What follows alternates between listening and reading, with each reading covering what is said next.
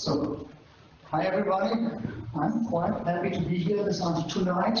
So after already attending a very interesting day at the Haufe campus, and so this evening I will bother you for the next 45 minutes with consistency models. So you're sure that you want to hear that? After one day? Okay, I admire you, but don't say afterwards I didn't warn you. The talk is a little bit advanced in terms that I'm not going to start with Adam and Eve and stuff like that, so what's consistency. I assume that you know something about what is asset transactions, what are base transactions, what the cap theory basically, and so on. And so I'm not going to repeat that in every detail and then talking about 15 minutes what the cap theory means or something like that. If you're not familiar with that, okay, do a note in your head, looking that up after the talk, and yeah.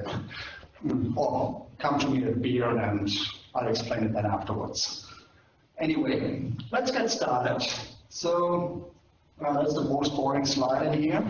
So I'm not going to talk a lot about that stuff. Only maybe I'm around in IT for quite a long time. My name is Friedrichsen.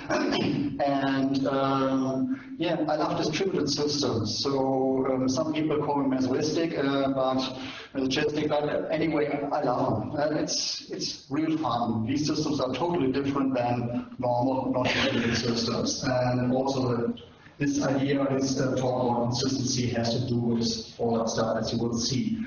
And yeah, I'm looking for concentric, and that's probably for today. That's enough of advertising for the company. So let's stop it here and start with the content, which is first my inspiration, basically, for doing that talk, where a series of blog posts by Evan Collier. By the way, who knows the morning paper, this blog? Okay, a few people, way too few, but it's a very interesting blog. So he takes a computer science paper every day and writes sort of a summary of that and a few sorts of stuff and so on. And it's quite interesting. The only thing is, which I have to warn you about, it's a real-time killer, because it's very interesting stuff in there and it's very hard to keep up with him. So I have no idea how he finds time. Probably it's his full-time job meanwhile or something like that. And so you also see the references down there. So if you download the slides afterwards, but if you would like to look that up, yeah, the stuff which is hidden behind that little overlay window. So there are all the references in here. And so he did some blog posts a while ago, which were quite interesting, where he was talking about consistent with that. I think I have to dive deeper into that, and that's basically what this talk is about. I sorted it in the past, present, the future, basically. Okay, past. Yeah, okay, it's not really the past. I mean, it's sort of the present. But if we go back, say, 10, 15 years, the only way to really store data was either the file system or relation database, basically. Okay, if you go back still more in time, then we end up with sequential files and with ISAM and VSAM and with hierarchical databases and so on. But the time that most of us lived through, so it's more like relational databases. They're predominant, especially if we were talking about consistency. So relational databases, in a nutshell, yeah, it's a great all-rounder. And it still makes a lot of sense in many use cases these days. Yes, it provides a rich schema, and it provides with SQL a very rich access language to access all the data which is stored in the schema in arbitrary ways. Initially, what you have to keep in mind, it was designed for scarce resources. It was way too expensive to transport all the data over to the processing, so we created SQL, so in order to send the processing over to the data, which was a lot cheaper, and then just send back the results over the wire. So scarce resources, storage, CPU, bandwidth, everything was scarce and expensive. And that's where relational database basically showed back then. It led to this concept of the shared database. Again, everything was expensive, storage was expensive, license was expensive, so let's have one big database in the middle, which gave us some kind of good integration model, but also kind of a strength attractor. So this integration hub in the middle, which is called database. So please do not change your schema anymore because 200 other applications are accessing that one. Your tables on the database, yeah, and all this data spaghetti and what do I still very great all-rounder. On the other hand, in terms of consistency, asset transactions. This acronym, yeah, the 4 words for asset. And basically, if anybody asks me what's great about asset transactions, it's the programming model. The programming model is great. So it's so easy to reason about asset transactions. I mean, I start a transaction, I do some steps in between, which leads to an inconsistent state, if anybody else would see that, and then I do commit, and either everything works or nothing works. And while we're doing it, everybody sees either the old state before the commit or the new state after the commit, and nothing in between, which is great. It's very easy to reason about. So if there's any good argument for asset transactions, it's the programming model. But reality, unfortunately, often is different. So what I just talked about is serializability, the highest isolation level that you can have with relational databases. In reality, very few databases run on serializable isolation. Most of them run on a lower isolation level, which means some kind of anomalies are going to happen and will haunt you in production. And most people don't know about that. So let's talk about that for a moment. If we go to ANSI SQL and go to all the definitions of the isolation levels, they're defined in terms of anomalies that can happen. So ANSI SQL doesn't talk about the dirty writes. Dirty writes is basically anything goes. So you can have a write, and before you commit the write, you can add another write, and so on, and then the first transaction aborts. Still, you have a write which resulted from whatever. But dirty read is the first anomaly they define. Dirty read basically means you can read a piece and item before it is committed. So transaction 1 modifies data, so some value X, and before it does the commit, transaction 2 reads X and sees the new value, basically. So, and then if transaction 1 aborts, value is gone, and I've got a value which never existed actually, at least theoretically. Fuzzy read or non-repeatable read is the next anomaly, which is that you read in transaction 1, you read a value X, and then in transaction 2, you modify that value and commit that, and then in transaction 1, you reread the value and you see a different value. Say, oops, so I read the value first, and then I read it again, and now it's got a different value. It's a little bit odd. That's non-repeatable read or fuzzy read. And phantom read is the big brother of the non-repeatable read, which basically says, I've got a predicate, which I read in transaction 1. A predicate basically means everything you can do with SQL. So select, and then maybe some aggregate function, sum of a column, and where, and then a big where condition in there. Maybe even with joins and stuff like that. And then in transaction 2, you modify one value which influences the result of that predicate. And then you re-execute that predicate, so this SQL statement, you get a different result. Your sum suddenly has a different value without changing anything inside the transaction. That's a phantom read.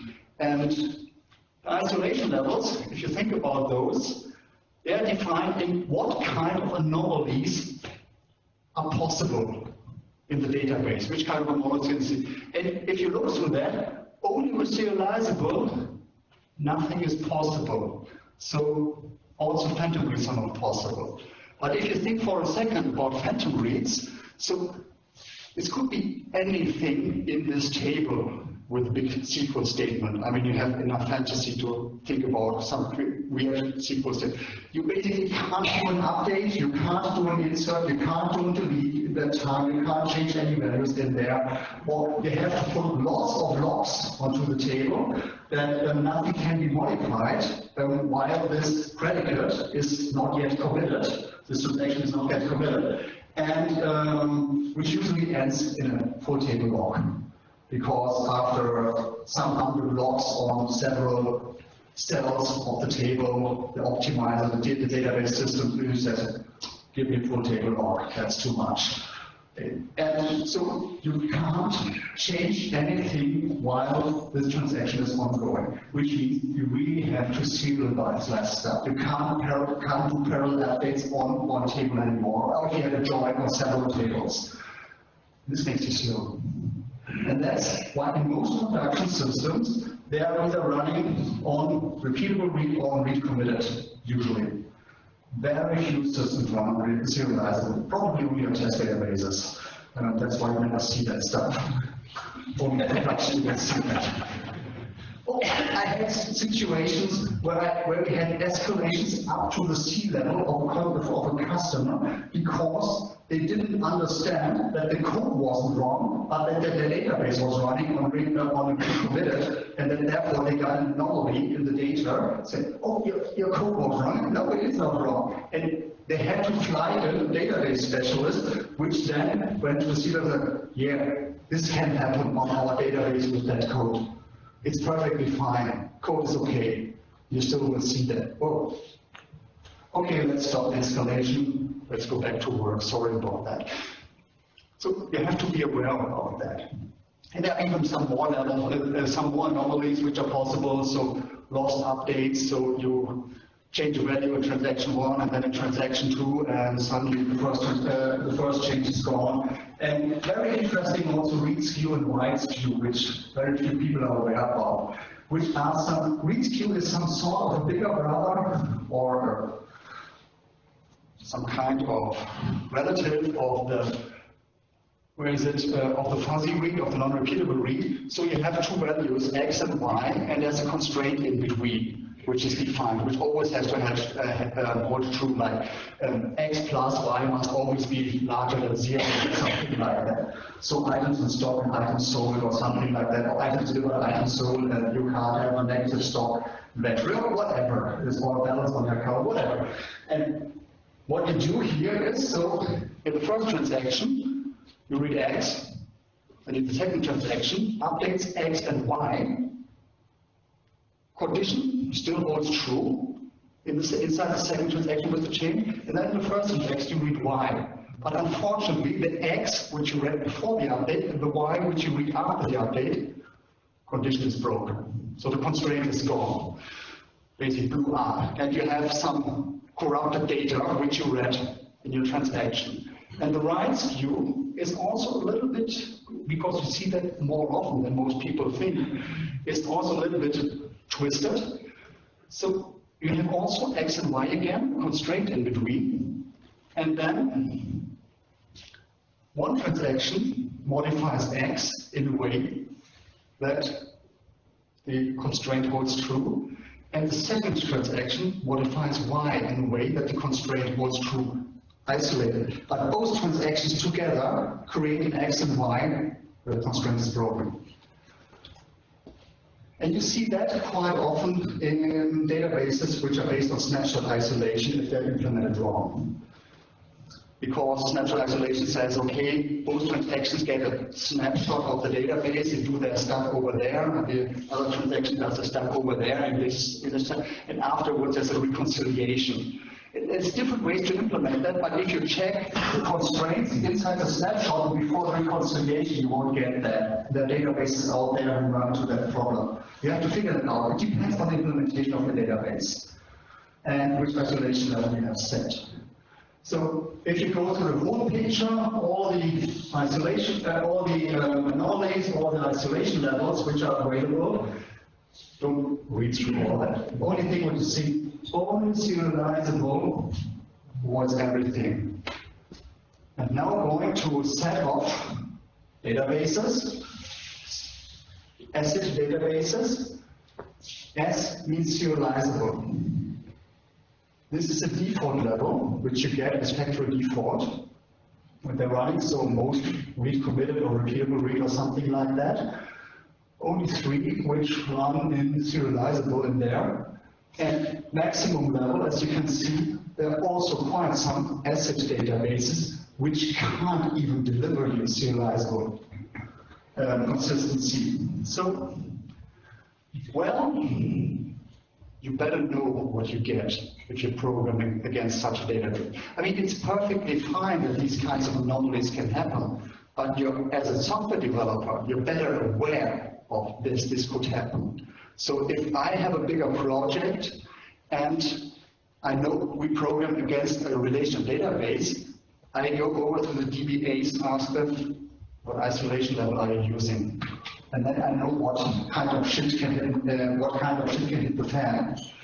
And we can program in a safe way that we know how to handle this stuff.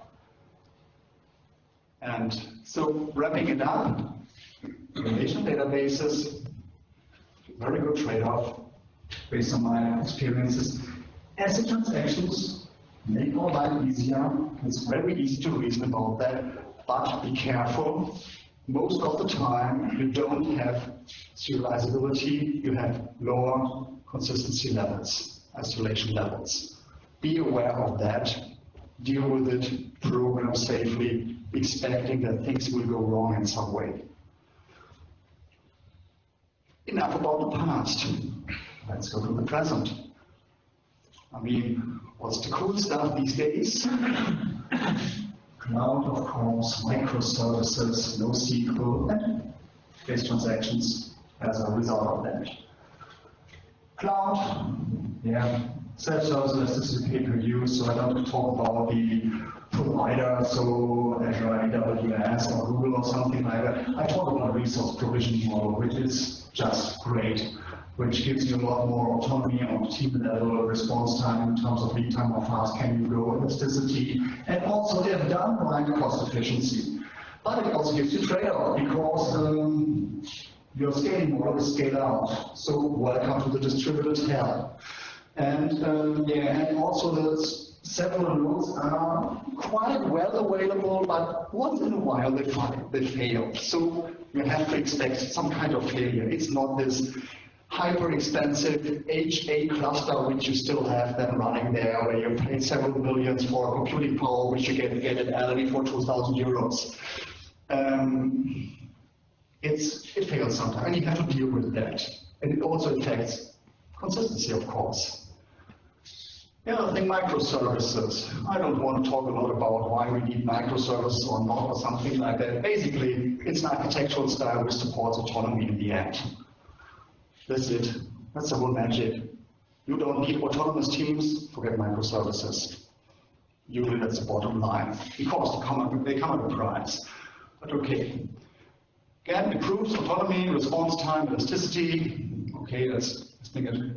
But it's higher design effort. You have to design them a lot more carefully than monoliths. They're very much harder to operate, and they're distributed by default, so you're welcome to the non-deterministic environment of distributed systems and deal with them. And say a very optimistic estimation, 98% of all developers I've seen who claim to program microservices have no idea about what this means. And unfortunately, they're programming quite brittle systems in runtime. But hey, I did Spring Boot. That's cool. Again, nothing against Spring Boot. It's a cool piece of software. Nothing against microservices, but know what you're doing. On the consistency side, usually microservices are shared nothing approach, so no shared data, no cross-service coordination. We have to deal with that. Then, NoSQL. Yeah, it was a big deal last years.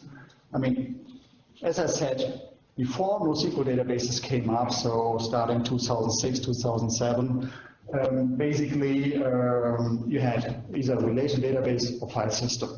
That's it. But there is some space, some gaps in between, where neither file systems nor relational databases really shine. And these gaps are usually filled by NoSQL databases. So it gives you new options in terms of scalability of relaxed data. No, there's no schema-less. So schema-less, a complete schema-less means you have a full text search engine, that's all you can use to access your data. Everything else needs some kind of schema, but you can have a relaxed schema. And availability in cloud environments, so responding to the lower availability of the single nodes. Trade-offs, CAP theory. Yeah, partitioning in a distributed system is not an option as long as you want to have any kind of consistency. So better balance consistency and availability, and usually you want to have high availability. Okay, so let's go for a little bit less consistency. And most people in selecting the databases and what that means for them as a programming model and as an operations model, from what I've seen, they have no freaking clue what they're doing. Unfortunately, I will talk about that for a second later. But first, these transactions. So base response of to the CAP theory. So letting loose a little bit on the consistency side, going for eventual consistency. I mean, basically available soft state, eventually consistent. Basically, it's a play of words. So asset versus base. That's it. The only thing which is interesting in base transaction is the E, eventually consistent. The rest is just for the play of words. And but E transactions sounds a little bit weird. So base transaction sounds cooler. So let's call them base transactions. So it gives you more scalability, availability, but it is a very hard programming model because you will see all these kinds of anomalies and temporal inconsistencies, and you will have to deal with them on the software, on your application level. And that's really, really hard. I will also talk about that, what that means. And most people have no idea what they're doing and say, yeah, let's use MongoDB as a drop-in replacement for a PostgreSQL or something like that. I will talk about that. But first, selecting the right database. So choosing the right database. Let's look at some dimensions of storage, which could be interesting, because usually every database has some trade-offs. And so which is the best for my use case? So here are a few questions. I just took 8 of them. You can also ask yourself more questions. But 8 are already quite a lot, and you can cover a lot of that but in your selection schema. So how much data will you have? I mean, I see a lot of customers saying, yeah, we are using Cassandra. I said, how much data do you have? Yeah, we have 20 million records. I said, what? So if you don't have more than 500 millions, don't come back to me ever with a Cassandra. You have no idea what you're doing in production right now. And what you're going to pay for that also. So scalability, how much data do you have? How fast do you need to access the data in terms of reading and writing? How much transactions do you want to have? So scalability of transactions. Latency, response time, considering scalability. I mean, Hadoop with MapReduce can scale like hell as long as you don't expect very fast response times. So, and MapReduce is a batch paradigm. So yeah, you get your responses, but it takes a while. So how fast do you need your answers? And read-write ratio, because different databases have different kinds of scaling models. So master-based systems scale quite well on the read transactions, but they're usually lousy scalars on the write side, and so on. So what's your mix with read and write?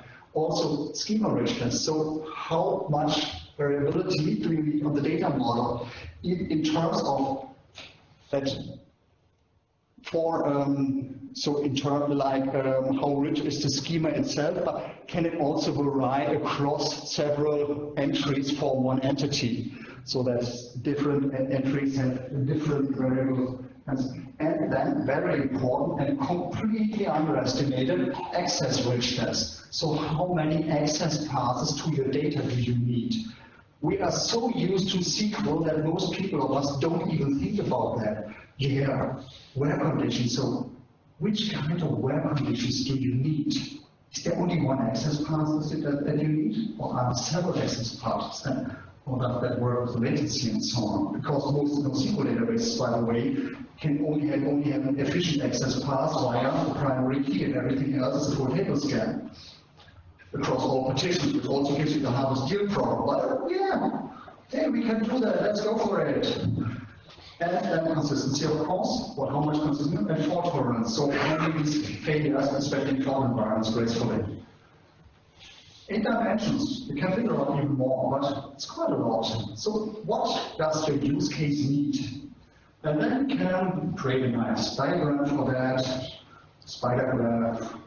So if you want to become a management consultant, use spider graphs. Pro tip. Just kidding. But it still looks nice in some way. And then you say, okay, let's take a relational database and put it on here. And see, yeah, it's quite good in terms of scalability, transactions, latency. I'm always impressed how good these optimizers are these days when I see the where conditions of of typical statement. Oh, who writes such a where condition also eats little children.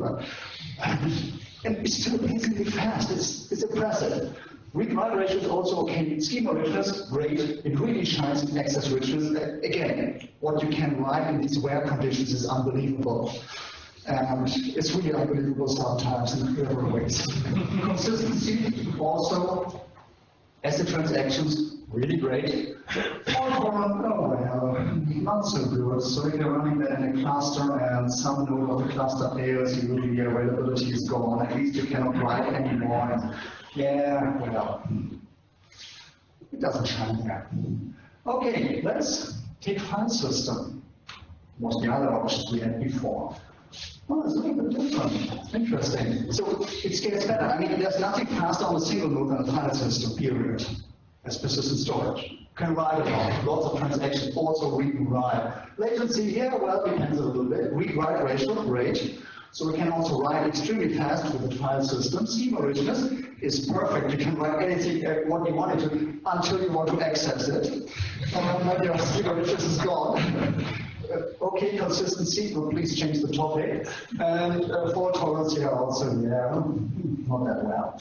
And if we overlay that, that's interesting. So that's what I mean. There are blind spots of these options where the NoSQL databases fill in. So let's take a drop-in replacement for a relational database.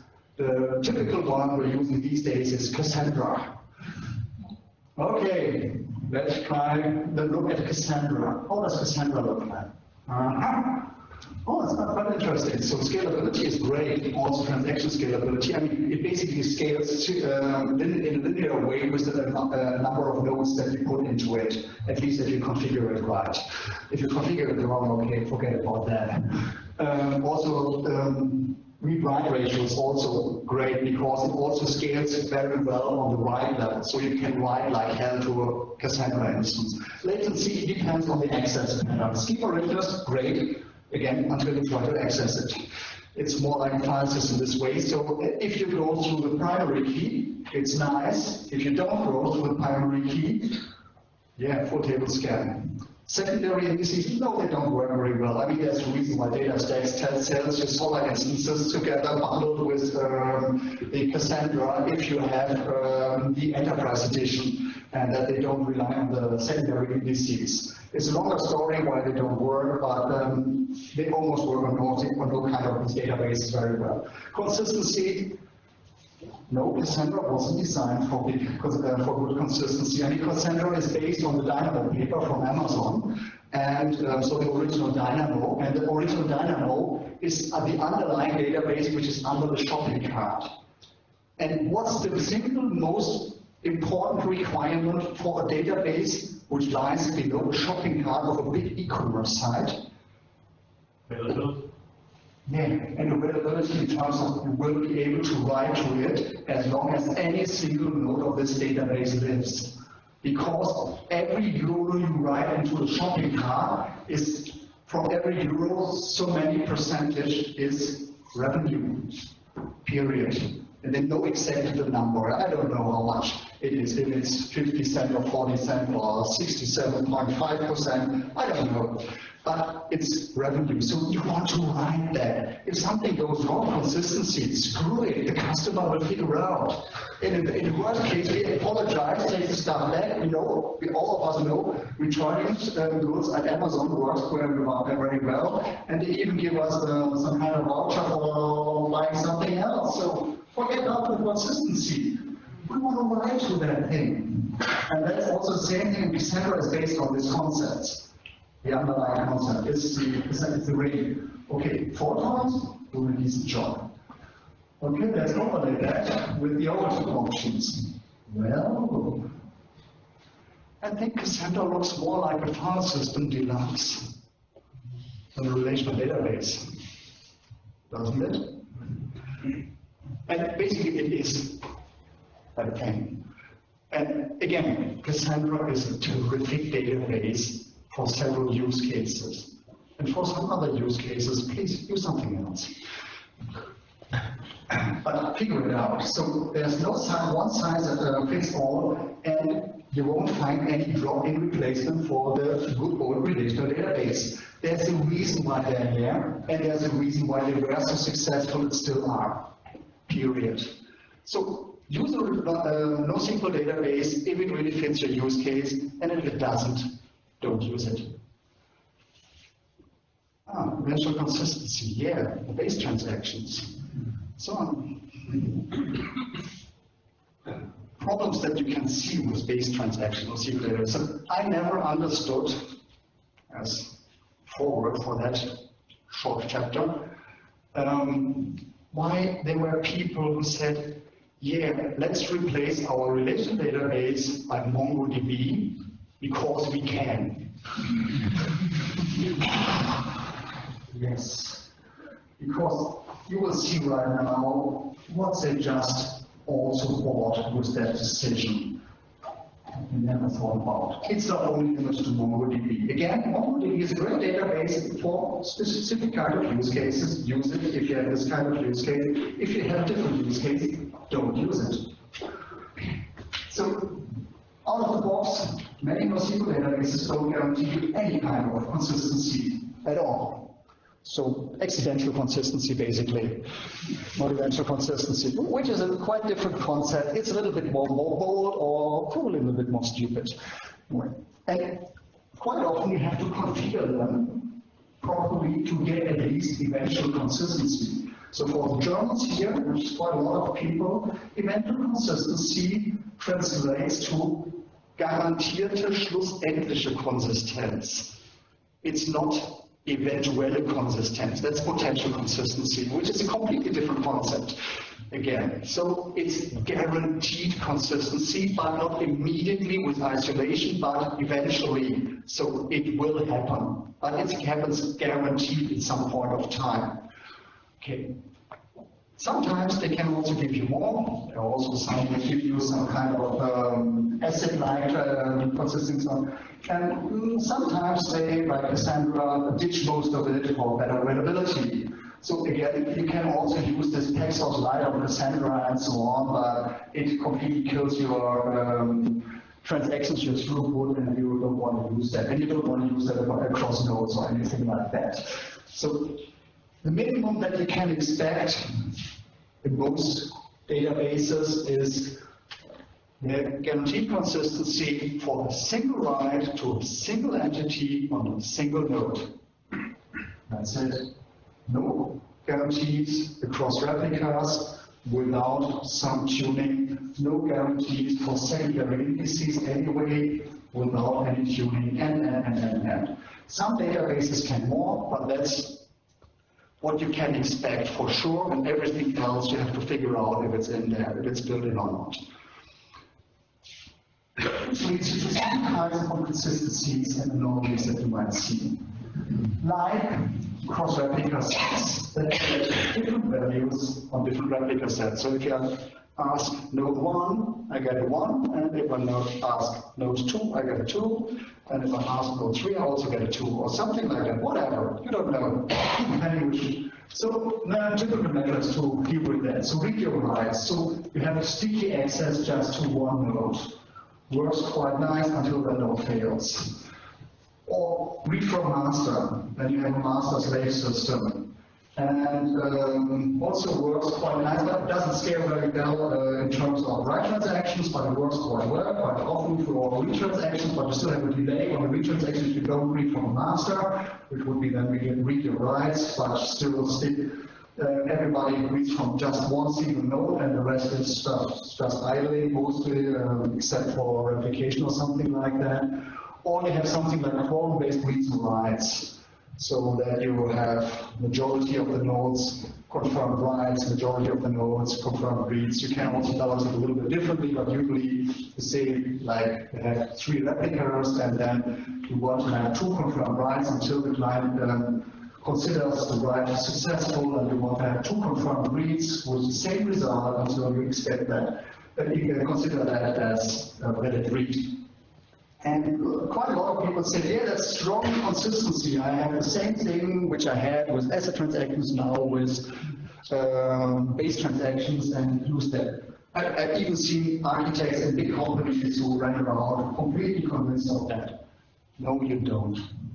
This is the thing what you need to get eventual consistency. That's it, nothing more. What it gives you is, you either get a valid, on the client side, you either get a valid read, or you don't get anything. You get an error message. Sorry, I can't give you value. Which is completely different from asset transactions, which give you either the old or the new value and always consistent value. Here you get something which is okay or nothing. And nothing doesn't help you a lot usually. And on the server side, you don't have any consistency at all. You have 2 confirmed writes. And the third one, yeah, still needs to be replicated. Now assume that one of the nodes with 2 confirmed writes dies. Now, what to replicate and how, and which is the right one now, and so on. So depending on implementation, you're stuck now. You can no longer decide what to do and so on. So, no, you don't have strong consistency in that moment. But you can at least get, with some hints and tweaks and so on, eventual consistency guarantee. Which on client side means you see right value or see no value. Get better than something, but it's not asset transactions. Siblings, so different values on different replicas. So if you don't work with quorum-based writes, you usually get siblings once in a while. So you have concurrent writes with 2 nodes, and then, which is the right one now? Whoa. It's hard. I mean, old state was the same, 2 concurrent writes. You can't decide which one was the first. Ordering, they're independent from each other. So which one's correct? Typical measures. Okay, leave it to the client to decide. That's, for instance, what Riot did, and also what the original implementations of Dynamo did, and so on. So, okay. Here are all the siblings. I don't know which one's the right, you pick. Okay.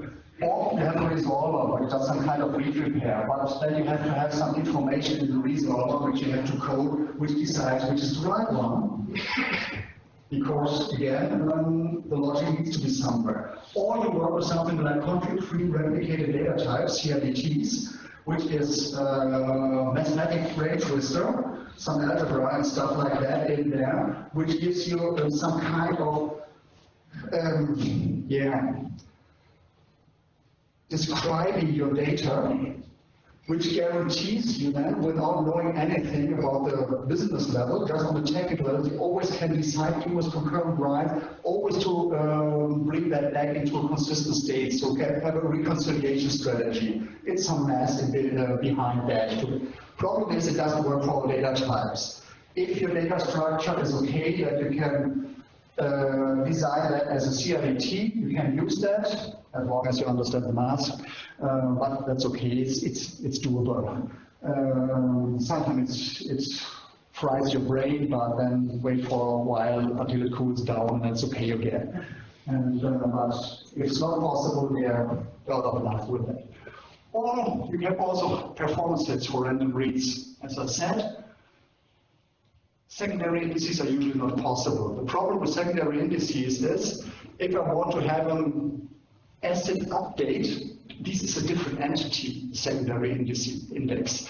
And if I update a value here and I want to update the index at the same time, then the only way to get that working is to have the index on the same node as the database is. And then you also need some more tweaks to guarantee that both are updated in an asset fashion. So if you don't have that, yeah, sometimes the index looks like the database, so the normal table, and sometimes it doesn't look like that. And the problem is with the access, because right now, even if you have some kind of sharding which gives you a good access pattern for the primary key, use the secondary keys, a bit here, a bit there, and you have to go through all the nodes and ask them, is there some range here in with values which I need then to access if I go across the secondary, which again gives you the hardest build problem.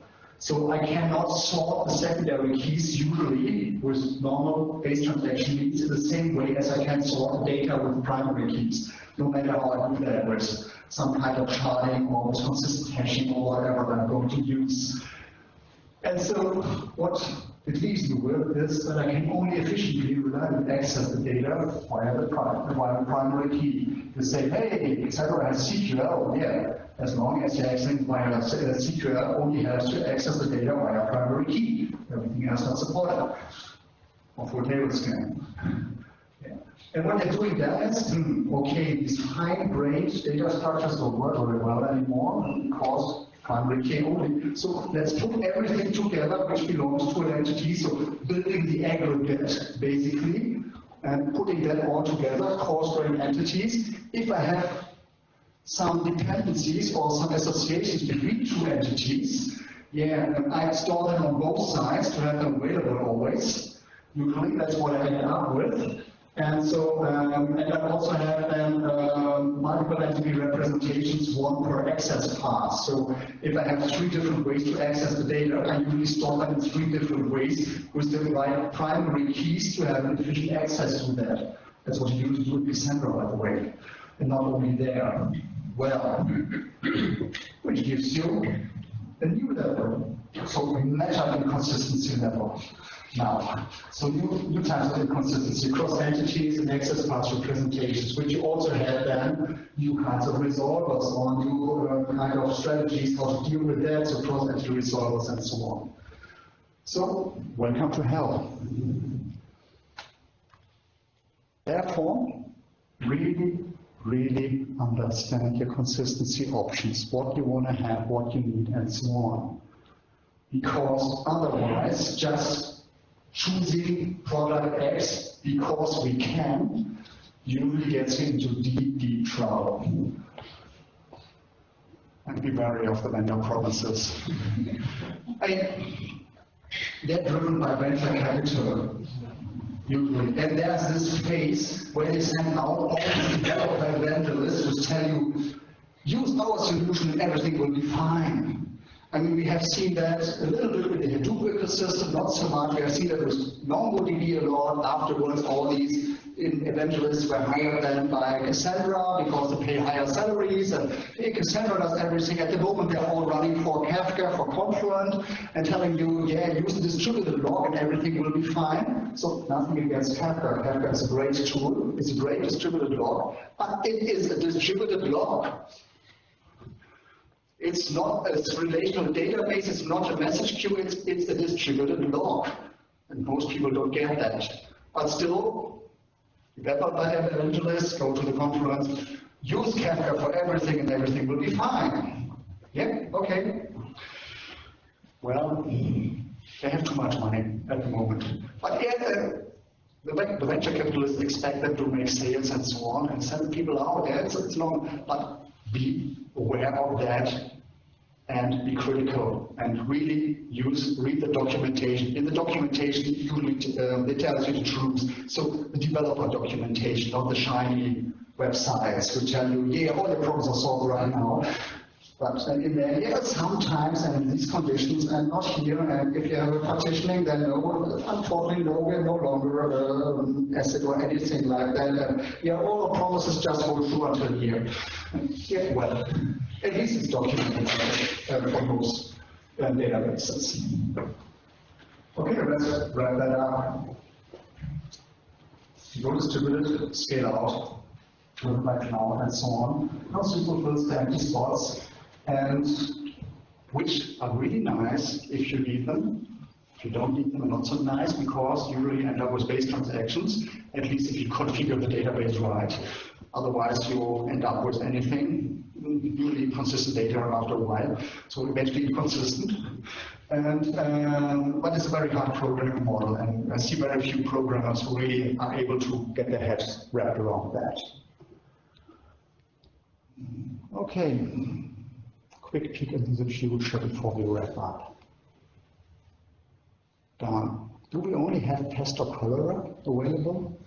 So either asset transactions, which are good programming model, okay. We also have some pitfalls, but still a very good program model, but not that very scalable and so on, and fault-tolerant, or a base, which is great in terms of availability and scalability, but wow, this nightmare of a programming model. So it's the only thing that we have. And then a lot of researchers are out there who also ask themselves the same question. And what they said is, hey, you see that an asset doesn't necessarily mean serializable. Isn't there probably also more options, also between base and asset, that we can use to describe our consistency model? And yes, they are. No, we're not going through all that. So this is pure base, this is full asset in terms of serializable. And there's a lot in between. And the interesting stuff is the scalable stuff, which is the black and the blue stuff. Red stuff is not highly available and scalable model. We need this strong consistency between the nodes, but here these are fully scalable, and these are also really scalable in a highly available fashion, but with sticky sessions, so that the client always connects to one node as long as the node is alive.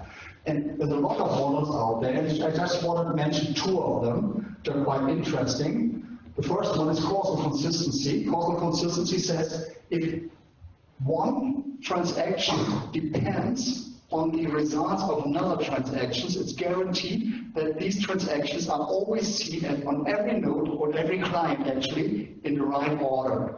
That the first transaction is seen first, and then the dependent transaction is seen next. If we have two independent transactions, I don't give you any guarantee about the order. And very often, that's absolutely enough for consistency. So if things depend on each other, show them in the right order, and otherwise, I don't care. And also monotonic atomic view, or actually the successor of that, which is not on that slide because I copied that from some paper, and I didn't want to change that view here, but there's the success of that one, RAM transactions, read atomic, multiple, blah, blah, blah, whatever. But read atomic, which says, I don't give you any kind of order guarantees in writing, but I give you an order guarantee on reading. So you see transactions in the right order on the read level. So if you see something from one transaction, you see everything from the transaction, and you never see an order value from any order value of anything which was inside the transaction. Which also is quite often sufficient that you can get that in a highly scalable fashion. So it's possible. Yeah, why don't we have that all the time? I mean, there are a lot of these options, and why aren't there a plethora of databases out there? Well, that's a price you have to pay. And Pat Hammond, in his seminal paper, Building on Quicksand, described that in quite a lot of words, which I shortened down to these two sentences. Basically, what he says is, If you really want to deal with, so it's no longer sufficient to understand and reason about distributed applications consistency at the level of the data store access, so writing to the database and reading from the database. Instead, you need to understand and reason about distributed application consistency at the level of the application operations. So it's like with the fault tolerance, if you think about resilient software design.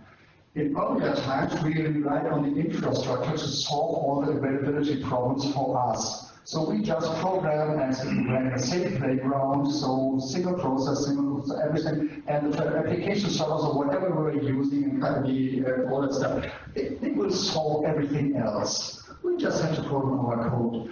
Same thing is going to happen here. So we just database isn't going to solve everything for us, but if we really want to build scalable and consistent systems with a higher level of consistency, always remember, the higher the consistency level, the easier the reasoning is about, the easier the program works. So you want to have higher consistency, but you don't want to give up your availability and your scalability.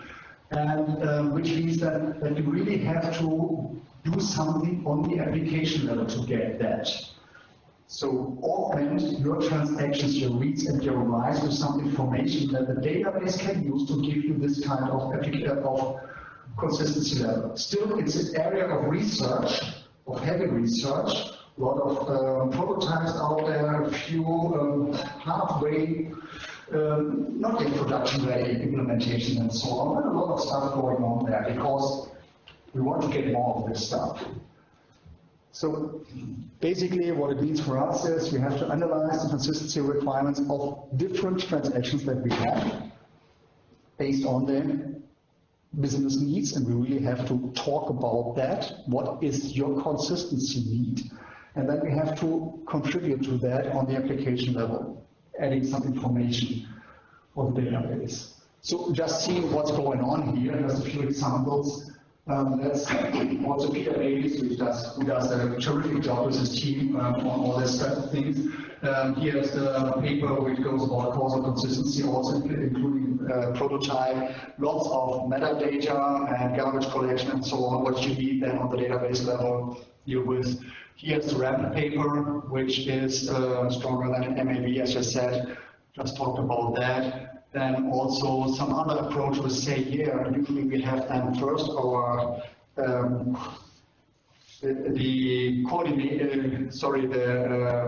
replication protocol, which is then high consensus, which is consensus protocol, which is very slow, and then we build consistent transactions on top of them. So we have two levels of coordination, which makes us slow. Maybe we can give up one level of the coordination, just build the other level, and so getting higher, better throughput, higher transaction rates, also with inconsistent replica.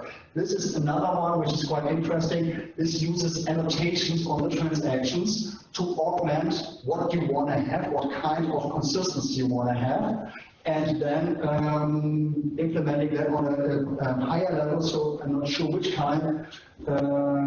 It's not causal consistency, but it's something similar to that. On normal inconsistent, so eventually consistent data store. So where you usually would only have base transactions with annotation, you get a much higher consistency level. And yeah, let's skip that. And then you have some very different approaches, like Google said, well, let's throw a whole bunch of hardware with atomic clocks, GPS receivers, and all that stuff, and some 100 computer scientists on that, which figure out some kind of mask for that, how to solve the problem. So if you would have good clocks, could you do something about that? And yeah, you can. If you solve the clock problem, the distributed time problem on these nodes, then you can do that. But still, it's not very easy. So you have these intervals of how much?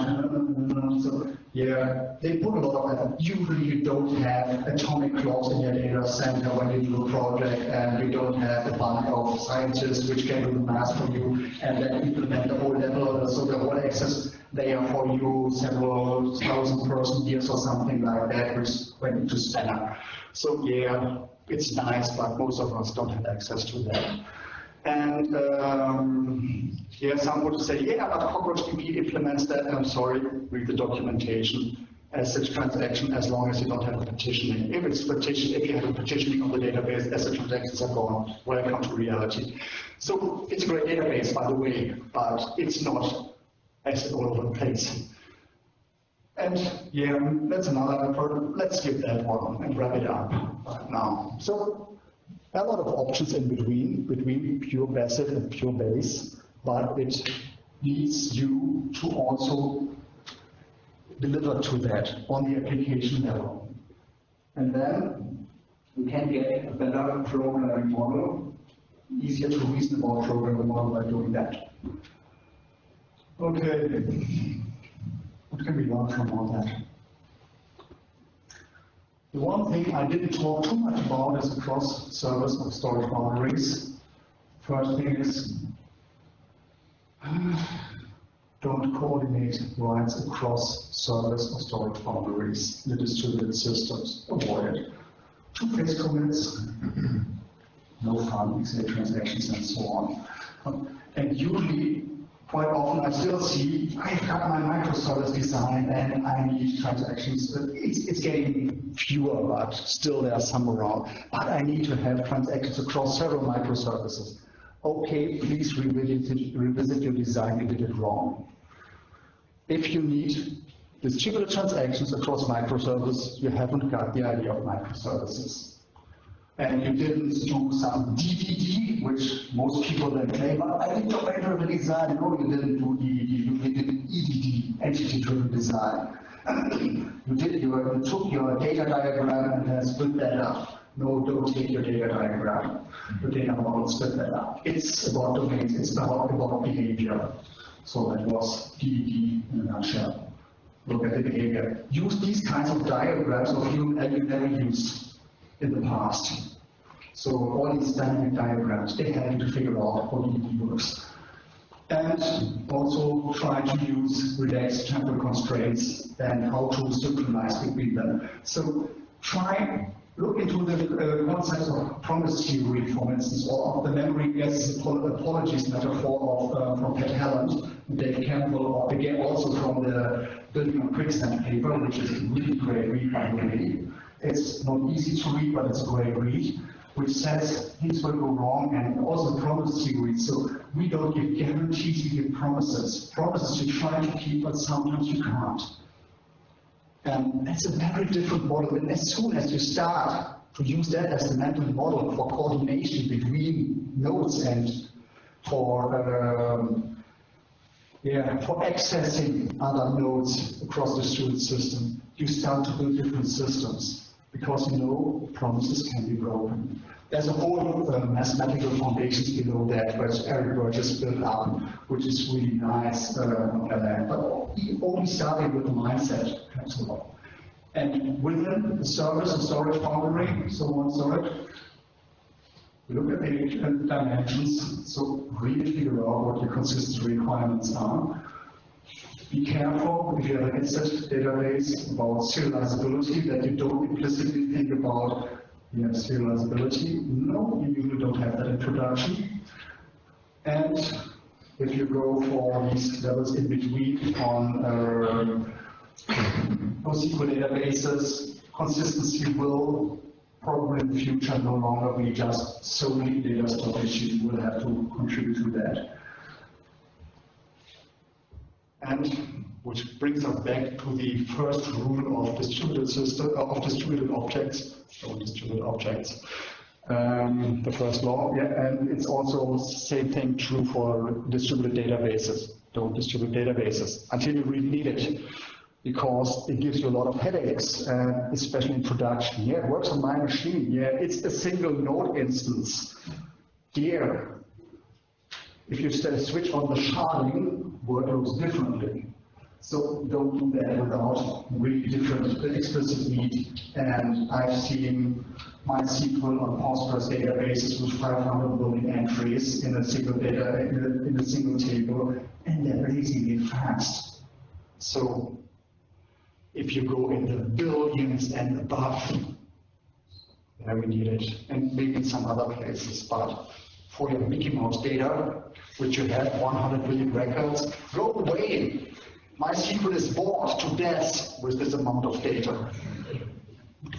And choose wisely, as I said, base transactions are very hard programming model, and it's a steep learning curve. So don't overstrain them while you select the stuff. Don't just do it because you can.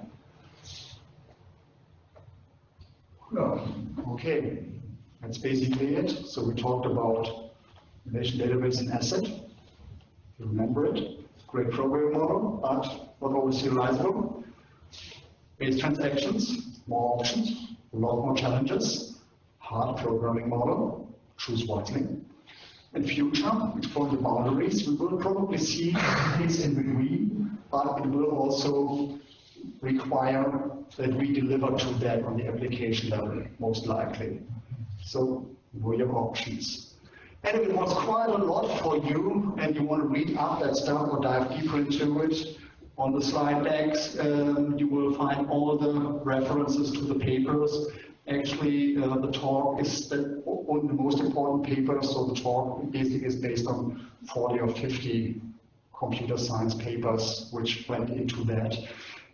But these are the ones that you should read if you really want to understand, especially that one.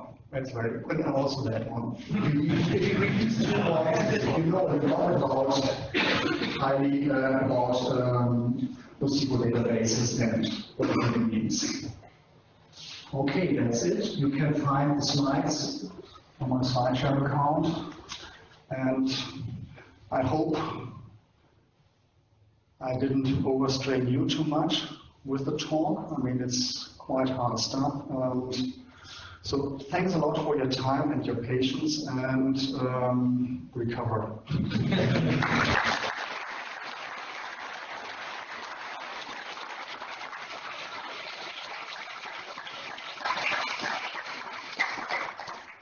Any immediate questions before you run for beer?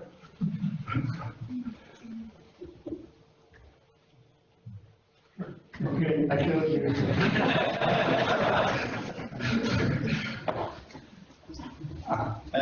What can I do when I'm not in production to find all these failure conditions? Can I somehow throw on an error mode where everything that can happen happens?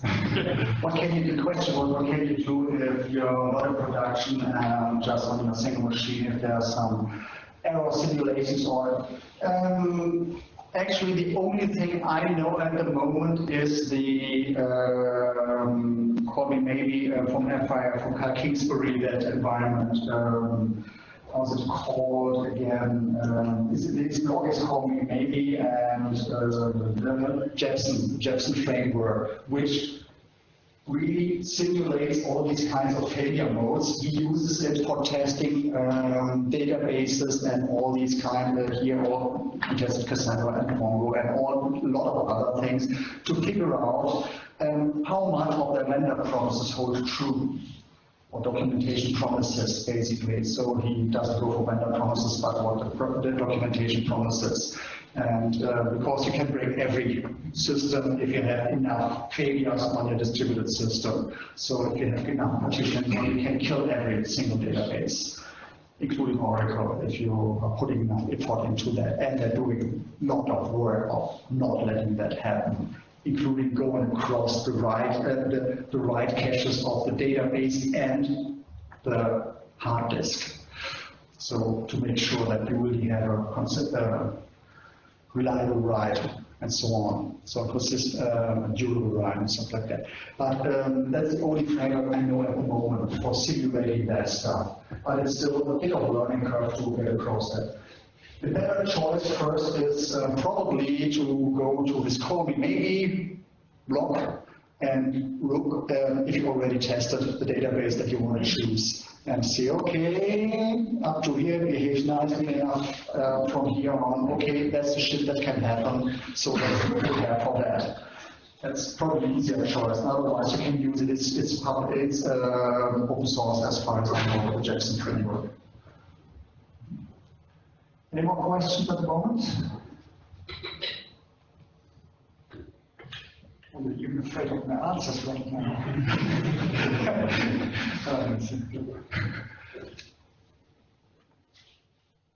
Okay, who's the organizer?